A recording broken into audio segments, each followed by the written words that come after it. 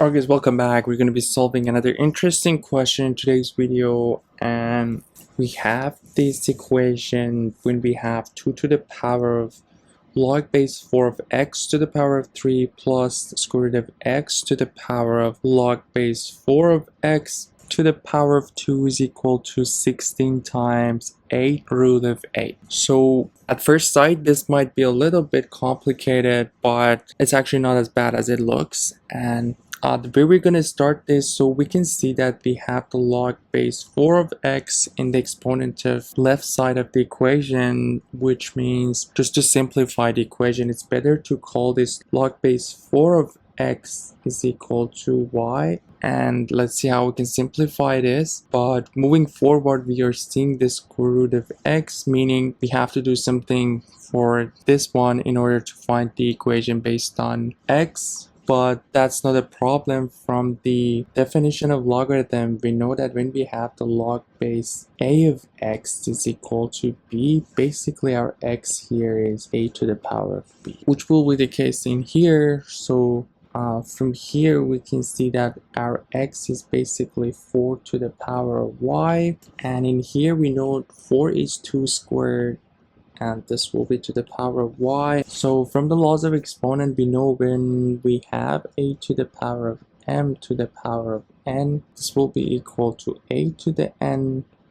to the m. So basically we can switch these two, and we know these two are equal to a to the power of m times n. And what we're going to do in here is that we can switch 2 and y in here, which means our x is basically t to the y to the power of 2. Now in here we can do the square root on each side in order to get the square root of x that we were looking for, and basically we have the square root of 2 to the y to the power of 2, and we know this will be equal to 2 to the y. And now we're good to go because we found our square root of x based on y2, and we can rewrite the equation the way it is. So basically we have from the first expression 2 to the y to the 3, which is what we have in here, plus square root of x, which we found is 2 to the y, and we have the same thing for the exponent y, this time to the power of 2, and on the right side of the equation we basically have 16 times 8 root of 8. So in the left side from the first one we have 2 to the power of y cubed, plus what we have in here we have 2 to the y times y squared, and we can use the laws of exponent that we talked about earlier here,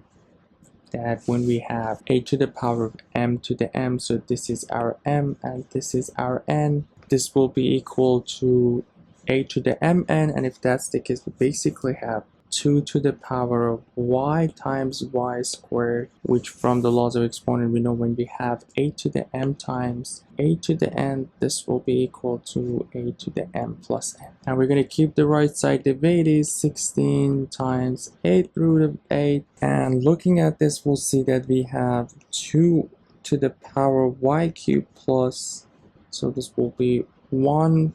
2 to the power of y, 2 plus 1, 3 is equal to 16 times 8 root of 8. So as we can see these two are the same, so basically we have 2 times 2 to the power of y cubed is equal to 16 times 8 root of 8. We can divide the equation by 2, and what we get at the end is 2 to the power of y cubed is equal to 8 times 8 root of 8. And we know when we have the x root of a to the power of b, this will be equal to a to the power of b over x, and we have that in here. This is our b, so we have our 1 as b, which will be 8 times 8 to the power of 1 over 8, and we know 8 in here is to the power of 1, which is basically 8 over 8, and we can figure out that here our 2 to the y cubed is equal to 8 to the power of, so the common denominator is 8, we have 8 plus 1,